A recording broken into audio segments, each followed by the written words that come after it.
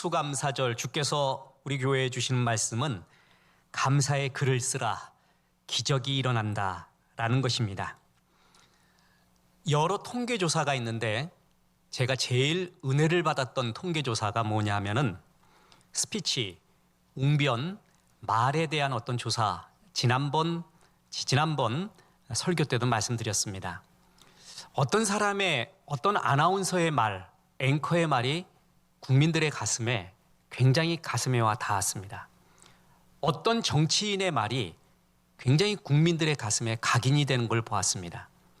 어떤 대중 강연자의 말이 사람들의 마음을 많이 감동 주고 각인되는 것이 있었어요. 그걸 조사해 봤습니다. 무엇이 사람들의 마음을 움직이는가? 어떤 스피치, 어떤 웅변이 설교가 강연이 좋은가라고 조사를 해봤더니 성경적 가치관을 기반으로 한 말, 그 말이 사람들을 굉장히 감동을 줬다라는 것입니다. 성경 말씀에 이런 구절이 있지요라고 시작하지는 않았지만 성경적 가치관을 두고 한 말이 사람들의 제일 가슴에 와 닿았다라는 것입니다. 이것은 아주 중요한 인사이트입니다. 기독교인이 아니더라도 하나님이 은총을 주셔서 이 사회에서 하는 좋은 운동들이 있습니다. 저는 제일 감동받은 게 두 가지의 운동입니다. 이게 기독교인이 시작했는지 비기독교인이 시작했는지 그게 중요한 건 아닙니다. 그 첫 번째 운동이 뭐냐 하면 선풀 운동이었습니다. 이 세상에는 악플들이 정말 많거든요. 악한 답변들이 많다는 얘기예요. 사람들이 왜 그러냐 하면 악한 심성을 드러내고 악한 말을 하고요. 사람들이 거기에 동조를 하잖아요. 그러면 그 악한 죄성이 주는 기쁨이 있어요. 죄의 기쁨이 있어요. 이것도 짜릿합니다. 사람들은 죄성이 있어요. 그래서 자기의 죄성을 만족시키는 말을 해주면 되게 좋아해요. 그래서 악플을 많이 답니다. 그 악플에 뒤도 앞도 보지 않고 그냥 다 찬성하면서 그러면 사회 전체가 오염이 되잖아요. 근데 선풀, 그를 세워주고 축복해주고 만들어주는 운동들, 그 선풀 운동이 굉장히 기독교적이고 좋구나. 이것은 모두가 같이 해야 되는 하나님의 의미 있는 일이다. 보세요. 죽은 자들이 하나님의 말씀을 들을 때 살아나리라. 듣는 자는 살아나리라 했습니다. 제일 행복한 사람은 살리는 말을 하는 사람이에요. 내가 어느 공동체에 있으므로 내 말 때문에 사람들이 살아나요. 공동체가 살아나요. 그런 사람이 제일 행복하거든요. 선풀을 통해서 많은 사람을 살려낼 수가 있습니다. 그리고 또 하나 근자에서 굉장히 아주 아름답게 퍼지는 운동이 있는데 그게 뭐냐면 감사일기라는 것입니다. 이 감사일기가 굉장히 중요합니다. 그냥 감사의 말이 아니라 감사를 글로 쓰는 것입니다. 글로 쓸 때의 효과, 역사는 이루 말할 수 없습니다. 감사의 글을 쓰라. 기적이 일어난다. 이것이 추수감사절날 우리가 하나님 앞에 드려야 되는 중요한 감사 제목 중에 하나입니다. 본문은 첫째, 감사는 우리를 향하신 하나님의 뜻이라고 말합니다. 우리를 향하신 하나님의 뜻이라는 것은 뭘 의미하죠? 창조 목적이라는 거예요. 창조 목적대로 살면 행복한 것입니다. 하나님의 뜻대로 사는 게 창조의 목적대로 사는 것이고 그것이 제일 행복한 길이고 하나님이 다윗을 가리켜 내 마음에 합한 자라고 말했던 이유가 뭐냐 하면 다윗은 평생 주의 purpose, God's purpose, David had pursued God's purpose라고 했습니다. 하나님의 목적을 따라서 평생 살았다고 했거든요. 하나님의 목적이 뭐냐? 뜻이 뭐냐? 성경에 정확하게 기록된 게 뭐예요? 항상 기뻐하라. 쉬지 말고 기도하라. 범사에 감사하라. 이게 하나님의 뜻이었어요. 범사에 감사하는 것은 주의 뜻이고 주의 목적이고 나를 이 땅에 보내신 창조의 의도예요. 그래서 그 모습대로 살면 가장 행복한 삶을 산다라는 겁니다. 보십시오. 데살로니가전서 5장 18절에 범사에 감사하라. 이것이 그리스도 예수 안에서 너희를 향하신 하나님의 뜻이니라. 주님이 분명히 뜻이라고 말하고 있죠. 창조의 목적이라는 거예요. 날 보내신 이유라는 거예요. 그게 범사에 감사하는 삶. 그래서 이 감사하는 삶이 있을 때 제일 행복합니다. 보십시오.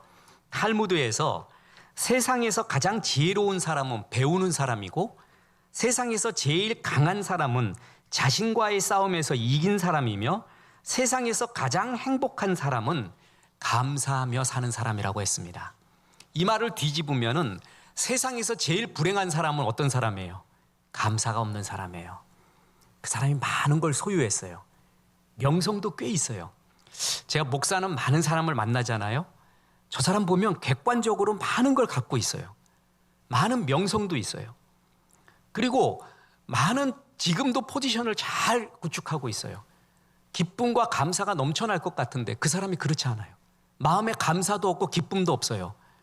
아무리 좋은 조건이 있어도 마음에 감사와 기쁨이 없잖아요. 그때부터 지옥입니다. 그 사람의 인생은 불행한 삶이에요. 진짜 행복하고 천국의 삶이 뭐냐면 마음에 감사와 기쁨이 있는 사람이에요. 이의용이라는 기독교적 가치관을 가진 작가가 있습니다. 회사 사보도 굉장히 기독교적 생각을 가지고 쓰는 그래서 참 선한 영향력이다. 이 사람이 제일 강조하는 게 감사인데 우리는 감사 생맹 약시 근시 원시 난시 짝시 착시를 갖고 있대요. 그러면서 이렇게 말합니다. 감사 생맹은 감사할 거리가 아예 안 보이는 사람, 감사 약시는 감사를 보고 싶어도 못 보는 사람, 감사 근시는 눈앞에 감사만 보는 사람, 감사 원시는 남의 감사는 보이는데 자기 감사는 안 보이는 사람, 감사 난시는 간신히 감사를 보기는 하는데 흐릿하고 선명치 않는 사람, 감사 짝시는 한쪽 감사만 보는 사람, 감사 착시는 감사의 핵심을 못 보는 사람. 이들의 공통점이 뭐죠? 감사를 제대로 보지 못하고 있다는 거예요. 불행합니다. 감사는 다시 말하지만 하나님이 우리를 이 땅에 보내신 창조의 목적입니다. 인간은 창조의 목적대로 살 때 가장 행복합니다. 그러니까 감사가 없다면 내가 신앙생활을 잘 못하는 거예요. 하나님이 주신 기쁨이 없다면 그는 신앙생활을 지금 잘 못하고 있는 거예요.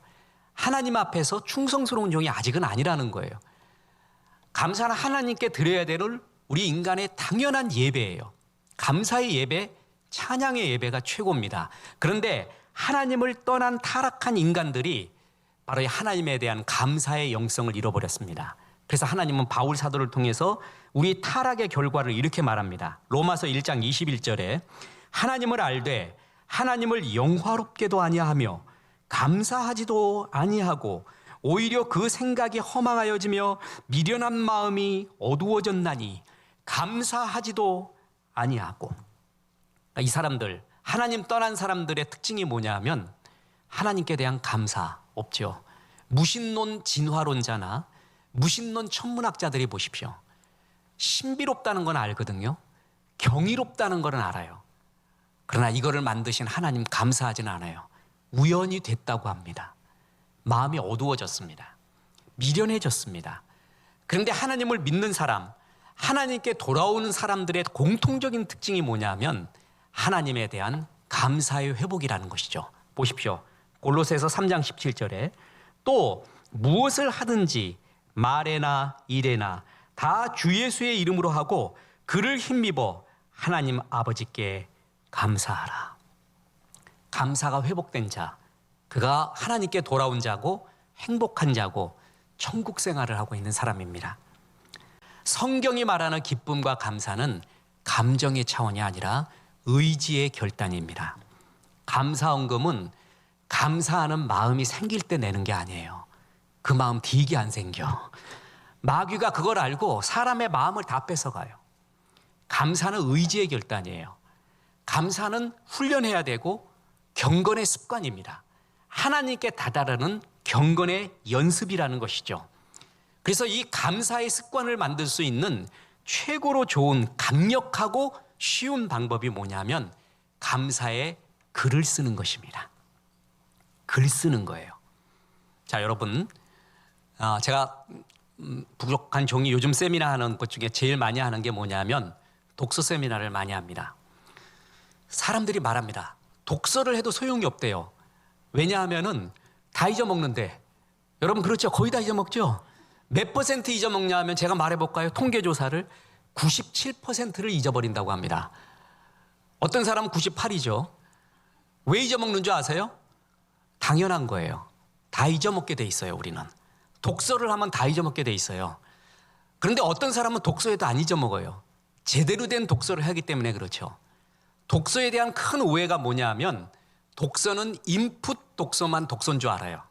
인풋, 집어넣는 거, 읽는 거, 계속 읽어대는 거. 그게 독서인 줄 알아요. 그건 독서의 2분의 1입니다. 독서의 완성은 아웃풋 독서에 있습니다. 인풋 독서와 아웃풋 독서가 합쳐질 때 독서가 완성이 되는 거예요. 예를 들어 보겠습니다. 제가 설교에 몇 번 인사했죠, 교회에서. 저는 여러분에게 다 묻지 않지만 여러분이 몇 살인 줄 압니다. 전 진짜 다 알아요. 묻지 않았지만 다 압니다. 여러분은 아침 햇살입니다. 그렇게 말했어요. 꽤 괜찮죠? 상쾌하죠? 여러분 아침 햇살에. 제가 지금 이 말을 10번 정도 했습니다. 우리 교회에서 내 기억으로 3번 했고요. 세미나 할 때 2번 했고, 글을 쓸 때 했고, 경건 이메일에도 보냈습니다. 이게 아웃풋이에요. 이 글을 어느 시에서 봤습니다. 그런데 그게 너무 좋았어요. 그런데 야 좋구나 그러면 그게 인풋으로 끝나요. 그러면 97%를 잊어버립니다. 그것을 쓰는 거예요, 글로. 그리고 말로 하는 거예요. 일부러 사람들한테 지금같이 말을 해요. 안 잊어먹어요. 그게 아웃풋 독서입니다. 아웃풋을 할 때 읽은 것이 진짜 내 것이 됩니다. 글로 쓰고 말로 표현하고 이것을 나눌 때 그때가 받은 바 은혜, 이른바 감동이 내 것이 되는 거예요. 그래서 성도가 이런 은혜를 나누는 게 굉장히 중요해요. 그거 할 때 정리가 돼요. 그리고 그때 진짜 내 것이 되는 거예요. 이게 아웃풋이거든요. 독서의 정말 핵심은 아웃풋에 있습니다. 독서의 3요소라고 있어요. 다독, 다작, 다상량. 저는 거기에 하나 더 집어넣어서 다정리라고 합니다. 정리하지 않으면 다 날아가요. 다독, 다작, 다상량, 다정리에서 3가지가 아웃풋에 속합니다. 아웃풋을 잘해야 돼요. 은혜를 쓸 줄 알아야 되고 말로 할 줄 알 때 그것이 내 것이 됩니다. 자, 글 쓰는 사람들이요, 글이 안 떠오를 때가 있습니다. 목사가 설교에 메인 아이디어가 안 떠오를 때가 있어요. 글의 주제가 안 떠오를 때가 있어요. 그래서 예술가들은, 글 쓰는 작가들은 그걸 떠오르게 하기 위해 갖가지 기이한 행동들을 많이 하는 거예요. 옷도 허벌렁하게 입고 그냥 머리도 길고 수염도 안 깎고 막 귀신같이 사는 거예요. 그래서 떠오를까 해서 자기만의 떠오르는 법이 있어요. 그죠? 저도 있습니다. 저는 뭐냐 하면 제 취미 중에 하나가 문장 모으는 겁니다. 저는 83년부터 문장을 모아오기 시작했습니다. 좋은 문장들을 기록을 해요. 1줄짜리, 2줄짜리. 그리고 생각이 안 날 때 그 문장을 읽어봐요. 쭉 읽어봐요. 그러면 그때부터 읽었던 그 책이 생각이 나기 시작하고 머리에서 공장이 이제 가동이 되기 시작합니다. 싹 돌아가요. 그러다가 어느 모아왔던 문장 어디에 가서 딱 멈춰요. 딱 멈춰. 이거였어요. 그게 딱 떠오르면서 글을 쓰기 시작을 합니다. 그리고 주제를 만들어가기 시작합니다. 인사이트를 얻는 방법이 내가 써왔던 글, 그 글을 쭉 읽어볼 때 떠오르는 인사이트라는 것이 있습니다. 그토록 글을 쓰는 것이 굉장히 중요합니다. 마틴 설리그만, 긍정심리학의 아버지죠. 그가 마틴 설리그만 플로리시에서 이런 말합니다. 감사하는 것을 기록하게 되면 인생이 달라지고 행복도 많아진다. 감사가 감정으로 그치지 않고 행복으로 이어지기 위해서 너는 글을 써라. 아주 중요한 인사이트의 말이에요. 자, 보세요. 18편에 보면 다윗이 이런 말합니다. 여호와 우리 주여, 주의 이름이 온 땅에 어찌 그리 아름다운지요. 주께서 지으신 하늘의 달과 별을 내가 보오니 인자가 무엇인가인데 이것을 내가 보고 기뻐합니까? 저는 이거 갖고 칸트의 말을 많이 했죠. 철학이 끝났을 때, 철학이 굉장히 위기에 빠졌을 때 칸트는 나는 철학을 한다. 하늘에 떠 있는 별과 내 마음속에 있는 양심, 하늘에 떠 있는 별의 객관적 보편 타당성 있는 경험론, 내 마음에 있는 주관적 합리론. 그래서 합리론과 경험론이 막혀 있을 때 이걸 뚫어주는 역할을 한 게 칸트예요. 위대한 칸트예요. 근데 다윗은 이미 그 말을 했어요. 나는 감동을 한다. 주께서 지으신 하늘에 떠 있는 별, 그걸 보고 기뻐하는 내 마음의 감동. 그런데 거기서 그치지 않습니다. 여러분 18편에 보면은 아날로그 성경에 보면 거기에 부제가 써 있는 글이 있는데 뭐라고 그러냐면 다윗이 깃딧에 맞춰 부른 노래라고 써 있어요. 깃딧. 그게 기타라는 거예요. 쉬운 말로. 다윗은 이것을 표현할 줄 알았어요. 글로 쓸 줄 알았어요. 저는 젊은이 집회할 때 젊은 날의 초상 중에 정말 갖춰야 되는 중요한 덕목 중에 하나가 너를, 네 감동을, 네 속에 있는 것을 표현할 줄 아는 표현의 방법을 개발하라고 말합니다. 그게 글이 될 수도 있고 노래가 될 수도 있고 사진이 될 수도 있고 악기가 될 수도 있고 피아노가 될 수 있고 바이올린이 될 수 있고 뭐든지 될 수 있어요. 근데 자기를 표현하는 방법을 가지고 있는 사람과 가지지 않은 사람은 차이가, 인생의 퀄리티 차이가 크게 납니다. 다윗은 감동할 줄 알았어요. 그것을 깃딧에 맞춰 부를 줄도 알았어요. 쓸 줄 알았다는 거죠. 표현할 줄 알았다는 것이죠. 이 표현의 영역은 삶의 또 다른 영역이고 나의 생각과 마음을 도장 찍어주는 영역이 바로 글을 쓴다라는 것입니다. 우리 이런 말이 있습니다. 은혜는 바위에 새기고 원하는 강물에 새겨라. 막 원한 나쁜 일 있으면 강물에 새겨 흘러가게 해. 근데 감사할 일이 있으면 바위에 새겨. 새기는 게 그만큼 중요하다는 거예요. 글로 쓰고 새기잖아요. 그것을 내 것이 되어갑니다. 그래서 성공하고 승리한 사람들 한결같이 하는 말, 감사합니다. 감사합니다. 오해하지 마십시오. 저희 선배 목사님이 계신데 제가 경건 이메일 우리가 보내잖아요. 그리고 매일 글을 쓰고 있어요. 그걸 아셔요. 나한테도 보내달래. 좋다 그러면서 하시는 말씀 20년 전인가 그랬어요. 그때 한 말이 잊혀지지 않아요. 나는 안 하는데 너는 이걸 하고 있구나. 그래, 20년, 10년 후에 너하고 나하고 큰 차이가 날 것 같다. 그 말이 잊혀지지가 않아요. 내가 그렇게 훌륭하게 됐다는 게 결코 아니에요. 실력은 먼지처럼 쌓여요. 창의력은 어느 날 번개를 보고 커피를 마시면서 번뜩 떠오르는 게 아니라 먼지처럼 쌓여왔던 그 일상의 꾸준한 신실한 반복, 그 속에서 창의력이 나오게 돼요. 그걸 쌓은 사람과 안 쌓은 사람은 나중에 엄청난 차이가 나요. 지금부터도 늦지 않습니다. 다른 무엇보다 감사를 쌓아가세요. 감사의 제목, 나에게 이런 일상의 사소하고 작은 감사가 있었구나. 이런 고마운 사람이 있었구나. 그거를 쌓아보세요. 그 사람이 제일 행복한 사람이고 창조의 목적대로 살아가는 사람이에요. 페이스북 아시죠? 최고의 그걸 창업했던 마크 주크버그 말고 CEO로서 페이스북의 2인자가 있습니다. 셰릴 샌드버그, 여성 캐리어 워먼입니다. 모두가 부러워했습니다. 그는 능력 있는 일을 페이스북으로 이끌어갔습니다. 뿐만 아니라 자상한 남편, 사랑하는 자녀들을 두었습니다. 모두가 부러워했던 뿌듯한 삶이었는데 어느 날 불행이 닥쳤습니다. 남편이 불의의 사고로 죽게 되었습니다. 그녀의 삶이 무너지는 것 같았습니다. 그런데 그녀의 삶을 다시 일으켜 세운 것이 있습니다. 그가 바로 감사의 기도 일기였습니다. 매일 밤 잠들기 전에 그날이 있었던 3가지 감사의 순간을 썼습니다. 그러면서 예전의 자신감을 다시 찾을 수가 있었습니다. 이렇게 힘이 있습니다. 미국에서 실화입니다. 어느 한 청소년이 우연히 아버지의 서랍을 열게 되었습니다. 그랬더니 그거 뭐가 있나 봤더니 세상 듣도 보도 못한 담배, 쿠바산으로부터 시작해서 무슨 아프리카산 어디산, 그리고 세상 보지도 못했던 다른 나라의 술까지 다 있었습니다. 이 아들이 그 담배가 신기하고 그 술이 신기해서 손을 대기 시작했습니다. 세상 담배 다 피워봤습니다. 세상 술 다 먹어봤습니다. 알코올 중독자가 됐습니다.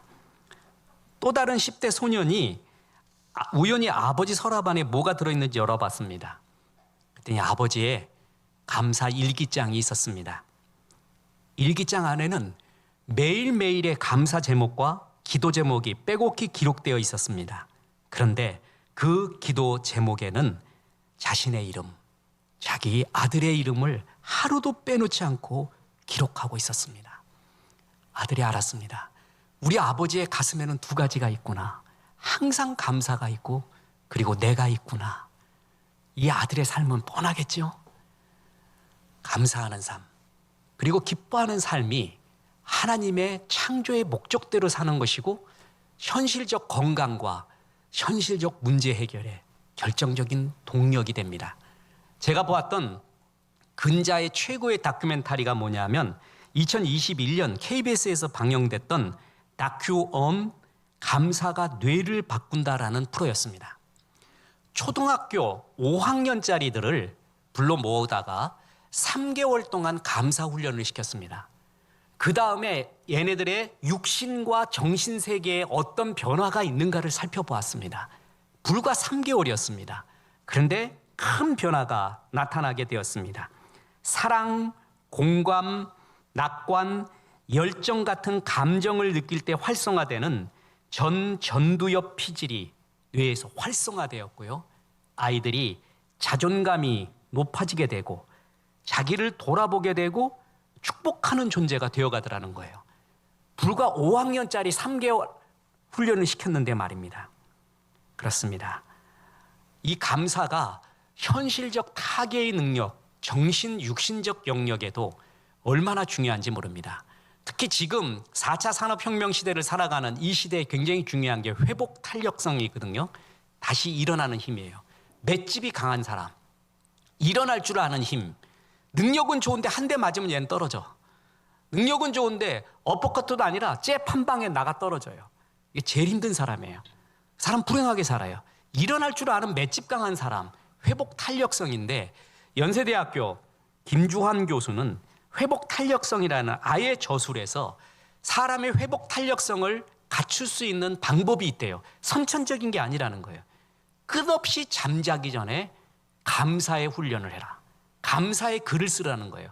그러면서 왜 잠자기 전이냐 하면은 잠자기 전에 무엇을 보았고 무슨 생각을 했고 무슨 말을 하고 무슨 글을 썼느냐가 그날 잠을 전부 좌우하고 그 다음 날을 좌우하는 경우가 많대요. 그것을 가리켜 고착화 현상이라고 합니다.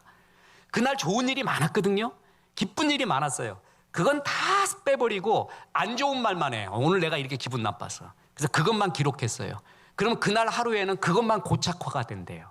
그게 쌓이면 그 사람의 삶이 그렇게 살아간대요. 회복 탄력성을 얻기 위해서는 잠자기 전에 반드시 감사의 제목을 찾아라. 그리고 감사의 글을 써라. 이 전부 뭐예요? 감사 일기에 대한 아주 중요한 말씀입니다. 방법을 말씀드리겠습니다. 저는 구약을 전공했지만 신약에서 아직도 제일 미스테리 구절이 있어요. 뭐 요한계시록이 아니라 누구나 다 아는 구절인데 이 구절이 제일 미스테리해서 이 구절에 대한 찾아볼 수 있는 주석서는 전부 찾아봤어요. 근데 모르겠어요. 그게 뭐냐면 요한복음 21장 11절입니다. 거기에 이런 구절이 나옵니다. 시몬 베드로가 올라가서 그물을 육지에 끌어올리니 가득히 찬 큰 물고기가 153마리라 이같이 많으나 그물이 찢어지지 아니하였더라. 주의 말씀에 의지해서 그물 던졌더니 그물에 고기가 가득 찼는데 몇 마리라고요? 153마리. 왜 153마리냐고요? 왜? 여러분 좀 대답 좀 해줘봐요. 왜 그걸 일부러 성경이라는 하나님 말씀에 153을 왜 기록했냐니까. 내 신약학 교수부터 해서 다 물어봤어요. 모르겠대. 웃어. 무슨 주석서를 봐도 몰라요. 미스테리. 나중에 천국 가서 한번 물어봐야 돼요. 153. 그런데 이 153을 볼펜에 기록한 기업이 있죠. 그거 말하지 마. 지금 방송 나가는데 그거 말하면 어떡해. 그거 했던 모 기업이 있어요. 그죠? 모 기업이 있어요. 이게 국영 공식, 군대에서도 공식 볼펜이에요. 어마어마하게 팔린 거죠. 153을 기록해놨어요. 153. 그래서 기업하는 사람마다 153이라는 숫자를 기록한, 은밀히 기록하거나 공개적으로 기록한 기업이 많아요. 그게 바로 이 구절 때문에 그래, 이 구절. 그래서 왜 그런가? 153이 풍성함과 승리의 상징인데 이랬더니 또 어떤 사람이 임효주라는 작가가 감사일기는 153 방식으로 써야 된대. 그래서 이게 무슨 말인가 하고 봤더니 보세요. 1. 말씀, 그날 받은 말씀 하나를 반드시 기록해라. 5. 5가지 감사 제목을 반드시 적어라. 3. 세 사람한테 감사해라. 그래서 153이에요. 나 그게 맞는지는 모르겠습니다. 각자마다 방법이 있는 거예요. 근데 저는 이걸 제안합니다. 첫째 뭐냐 하면 감사는 거창한 것이 아니라 작고 사소한 것을 하십시오. 저는 어느 날 이렇게 감사일기 썼습니다. 어느 날 깨달은 거예요. 내가 왜 이렇게 아이스 아메리카노가 좋지? 나의 하루 중 행복한 날은 점심 먹고 바로 집에서 타주는 아이스 아메리카노예요. 그리고 새우깡 5조각, 거짓말입니다. 5조각은 거짓말입니다. 그거보단 더 많이 먹어요. 그거 씹어 먹으면서 멍 때리는 거 아시죠? 멍. 그냥 바보예요. 그래서 우리 집사람이 항상 얘기합니다. 당신 이 장면을 찍어야 된대. 그러면 목사를 못할 것이래. 그때 바보 돼버려요. 근데 그렇게 맛있고 좋아요. 생각이 다 풀어지고 쉬워요. 왜 이걸 주셨을까? 나는 왜 아이스 아메리카노가 맛있는가? 새우깡이 왜 맛있는가? 감사하자. 이런 거요. 나에게 이런 기쁨이 있다니, 이런 걸 기록하라는 거예요. 근데 찾아보면 진짜 있거든요. 그런데 자꾸 불평, 가지려고 하는 욕심만 생각을 하다 보니까 감사가 안 떠올라요. 작고 사소한 것을 기록하십시오. 그리고 3줄 이내로 쓰십시오. 무지하게 쓰려고 하지 마. 3개면 돼, 3개. 하나를 쓰던가 2개를 쓰던가. 나는 꽃을 보면 좋다. 나에게 좋은 마음이 있다니. 나는 좋은 햇살 보면 좋다. 나에게 햇살의 고마움이 있다니. 왜냐하면 3줄 이상 쓰잖아요. 나중에 지쳐버려요. 그래서 3줄 정도가 딱 좋습니다. 그리고 또 하나는 뭐냐면 구체적으로 써야 됩니다. 고맙다, 오늘은 참 고마운 날이다. 뭐가? 영어에서 고맙습니다라는 말을 thank you라고 하죠. 그냥 thanks라고도 하지만 thank you라고 합니다. you가 들어가요. thank you. 옛날 소련의 서기장이었던 후르시초프가 미국의 발전의 원인을 뭐라 그랬냐면 thank you에 있다고 얘기했어요. 감사할 줄 아는 마음. 누구에 대해 감사할 줄 아는 마음이 미국의 원동력이라 할 정도로 그 사람은 아주 철학적으로 그런 말을 했습니다. 이게 공산주의 국가일수록 감사가 없습니다. 감사가 없어. 감사라는 말이 배우지를 못해요. 감사라는 말이 없습니다. 이 감사가 하나님의 뜻이고 그래서 구체적으로 어떤 내용을 감사하다는 걸 써야 돼요. 짧게 써라. 3줄로 써라. 사소한 걸 써라. 구체적으로 써라. 이게 10년 후에 어떻게 차이가 나나 보십시오. 20년 후에 어떤 차이가 나나 보십시오. 끝으로 말씀드립니다. 이 감사는 기적을 불러 일으킵니다. 보십시오. 빌립보서 4장 6절 7절. 아무것도 염려하지 말고 다만 모든 일에 보세요. 기도와 간구로 너희 구할 것을 감사함으로 아뢰라. 그리하면 모든 지각에 뛰어난 하나님의 평강이 그리스도 예수 안에서 너희 마음과 생각을 지키시리라. 이 세상 최고의 기적이 뭔지 아십니까? 최고의 행복은 내 마음이 평화로운 겁니다. 최고의 지옥은 마음이 불편한 거예요. 괴로운 거예요. 최고의 행복은 마음이 편안한 거예요. 이건 기적 중의 기적이에요. 제가 설교 때 늘 농담으로 하죠. 생각은 떠오르는 겁니까? 내가 생각을 하는 겁니까? 주체에 대해서 말해요. 마음의 평강이 내가 아무리 생각할래도 안 돼요. 그런데 하는 방법을 하나님이 가르쳐 줬는데 감사함으로 아뢰래요. 내가 당장 기도하고 싶은 게 있어요. 저 여자 남자를 죽여주십시오. 저 가슴 아프게 나를 한 저 사람을, 이런 말을 먼저 하고 싶어요. 근데 주님은 뭐라고요? 감사함으로 아뢰래요. 어떤 것도 하나님의 섭리 가운데 있습니다 라는 걸 인정하는 거예요. 그럴 때 주시는 것이 뭐라고요?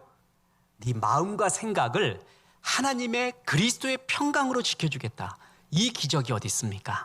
감사할 때 육신적으로요, 세로토닌이 만들어진다고 합니다. 뇌 혈류량이 증가되고 엔도르핀 같은 행복 호르몬이 마구마구 분비가 되고 심장 박동과 혈압이 안정되고 근육 이완이 되는, 제가 감사할 때 나타나는 육신적 행복을 조사를 해보니까 2페이지예요.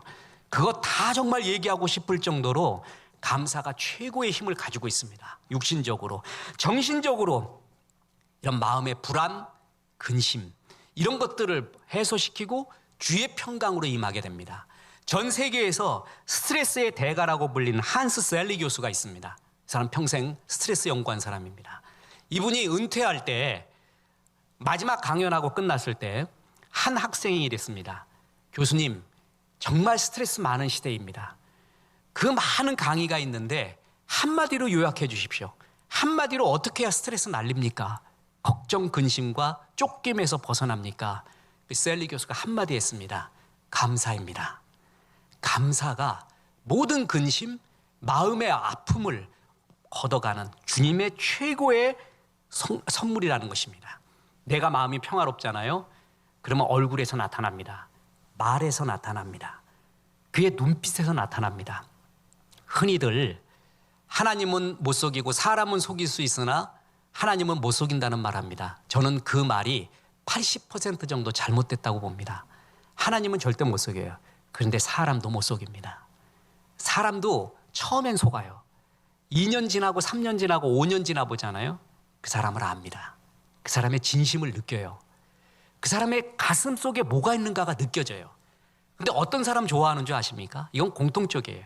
가슴에 항상 기쁨이 있는 사람, 감사가 있는 사람, 그 부드러운 감성이 있는 사람을 다 좋아합니다. 이게 내게 있으면 이 잔이 흘러 넘쳐요. 그 옆에 있으면 그걸 다 받은 걸 알아요, 사람이. 그래서 요셉을 만났던 사람이, 다니엘을 만났던 사람이, 이삭을 만났던 사람이 하나님과 함께하는 사람이라는 걸 그들을 알아요. 그 곁에만 있어도 복을 받는다는 거 알아요. 내가 감사가 넘쳐나면 내 삶이 변하고 내가 어느덧 이웃을 향해 축복의 통로가 됩니다. 내 가슴 속에 뭐가 들어가 있습니까? 종은 울릴 때 종이고 편지는 붙일 때 편지입니다. 장작은 타서 불이 될 때 장작이고 믿음은 감사할 때 비로소 믿음이 됩니다. 스펄전 목사님은 이런 고백을 했습니다. 받은 축복을 감사하면 축복이 연장되고 당한 불행을 감사하면 불행이 끝난다. 그렇습니다. 감사는 하나님이 우리에게 주신 창조의 이유입니다. 감사를 조차 살 때 비로소 주의 뜻을 이루고 있는 것이고 가장 행복합니다. 그 감사는 감정이 아닙니다. 훈련입니다. 의지의 결단입니다. 그걸 하기 위해서 굉장히 중요한 게 글로 써보는 것입니다. 진짜 써보는 것이에요. 그래서 하루에 3줄 정도 구체적으로 감사, 그리고 이렇게 해보십시오. 목사님 오늘 설교를 들었는데 참 감사를 들었고 구체적으로 감사하라고 했습니다. 그래서 A 집사님, A 권사님, 당신 옆에 있어 감사합니다. 얼마나 좋아요. 이게 얼마나 좋습니까? 이게 말씀을 실천하는 것이거든요. 그렇게 될 때 역사가 일어나게 됩니다. 이것이 쌓여 보십시오. 삶이 정말 변하게 됩니다. 다른 무엇보다 감사를 쌓아가시고 감사의 글을 쌓아가시고 감사의 말을 쌓아가셔서 삶이 변화되며 축복의 통로되는 귀한 추수감사, 귀한 성도 되기를 주 예수의 이름으로 축원합니다.